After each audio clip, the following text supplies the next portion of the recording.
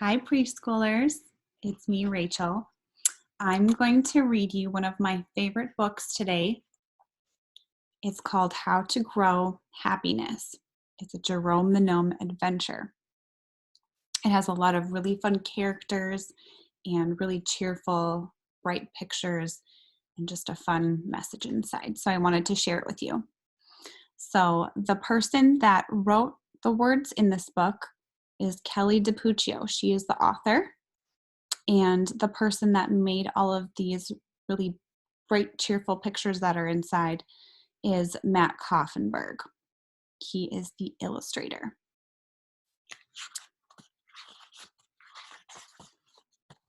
Let's see if you can find Jerome the Gnome on this page.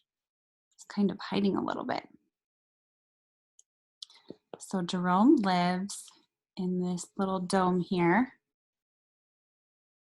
And he is hiding right there inside in the window. And how you can tell that it's him is his red triangle hat is kind of peeking out a little bit.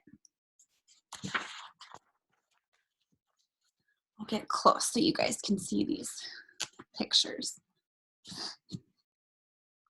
Okay. Warble flew through the Garden of Wonder into Jerome's open window. "I brought you something special today," she chirped. Jerome examined the tiny black seed resting on the window ledge. "What kind of seed is that?" asked the curious inventor. Warble smiled proudly. "It's a seed of happiness," she declared.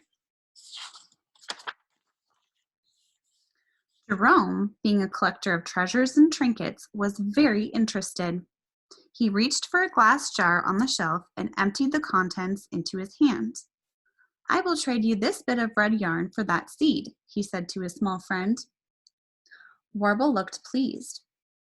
"That yarn will be perfect for my spring nest," she said.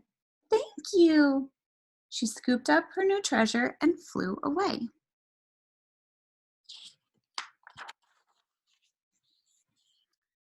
Jerome dropped the seed into his empty jar.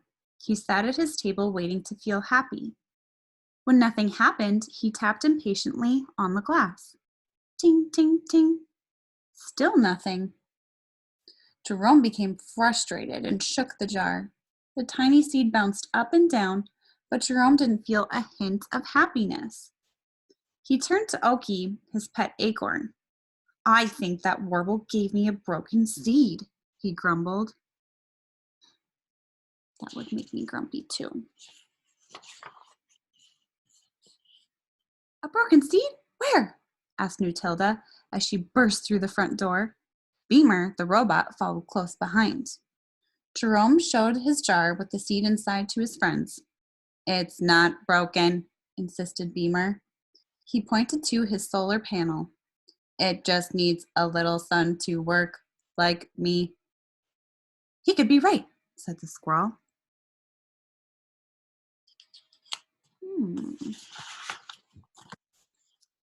Jerome agreed. He took his jar outside, placed the seed on a rock in the hot sun, and counted to 10.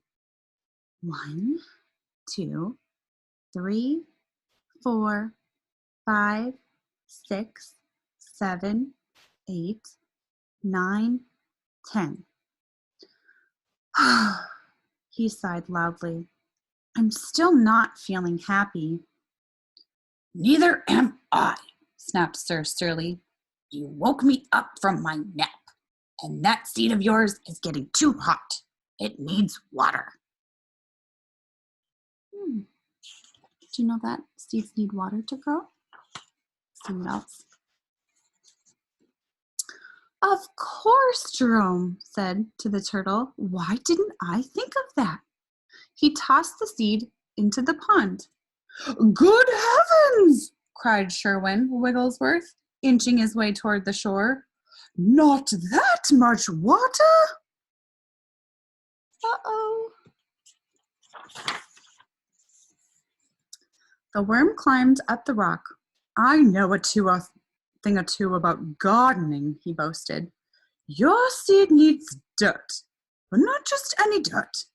Dirt with eggshells, coffee grounds, and banana peels. Jerome smirked. Who knew a little seed could eat so much? He fished the seed out of the pond, then covered it with dirt and his morning trash.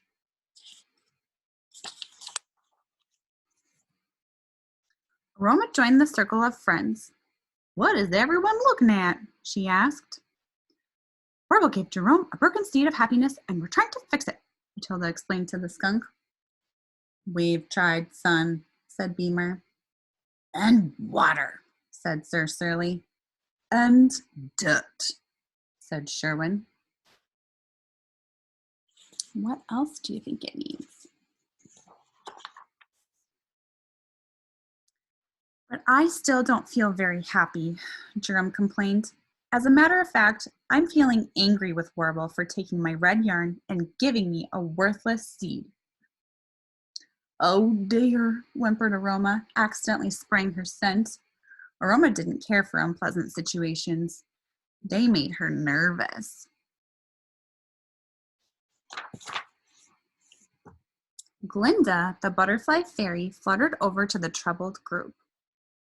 You all forgot something important, she chimed in.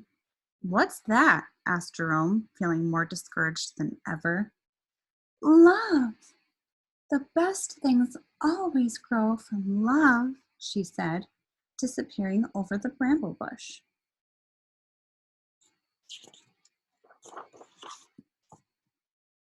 Jerome thought about what Glinda said.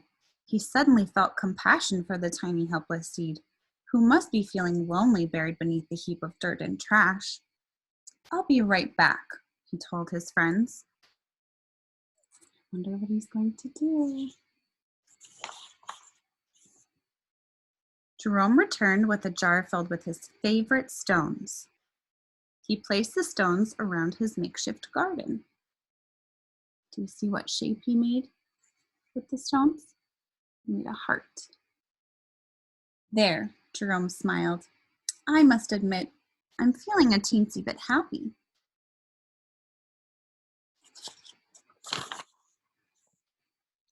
Jerome tended to his seed every day, making sure it got just the right amount of sun, water, food, and love. He watched a short green sprout grow into a long green vine. As the vine grew, his happiness grew and grew until one day, what do you guys think it's going to be?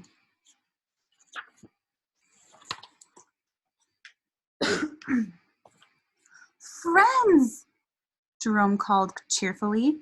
Come quickly! Jerome's friends gathered around him. Look, he exclaimed, pointing to his garden. The tiny black seed had grown into giant green watermelons. You see them? There's 3. 1, 2, 3. I'm sorry I ever doubted you, Jerome apologized to Warble. It's okay, said the bird. Sometimes growing happiness takes a little hard work and patience. And sun. And water. And dirt. And love. Don't forget the love.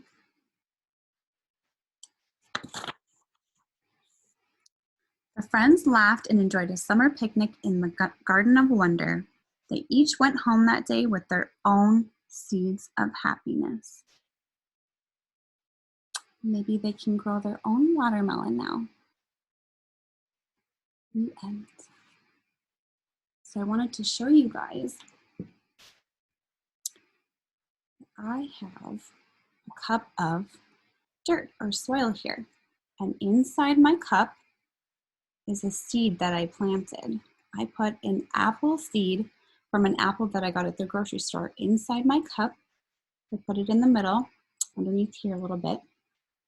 And I've been watering it and waiting to see if anything grows. And I put it in this clear cup so that I could see if there was any roots growing down underneath the soil, because sometimes you can see things growing underneath before you can see what happens on top. So I'm really anxious to see if anything grows in my apple seed. But I also planted a flower with my son, Eli. He's 4. We went to the greenhouse and he picked out a flower. And he said the reason that he wanted this one was because he didn't know what color it was going to be. So when you go to the greenhouse, they have a picture of what the seeds are, or the plants. And this one has lots of different colors, but he doesn't know what color it's going to be yet. It could be any one of these. So he wanted to have a surprise flower. So we're excited to see what comes out when it finally blooms. All right, well, I hope you guys do some fun activities like that at home. I would really encourage you to try and plant a seed. It's always fun to watch things grow, or just get outside and enjoy the plants that are already out there. All right, you guys take care. I'll hopefully see you soon. Bye.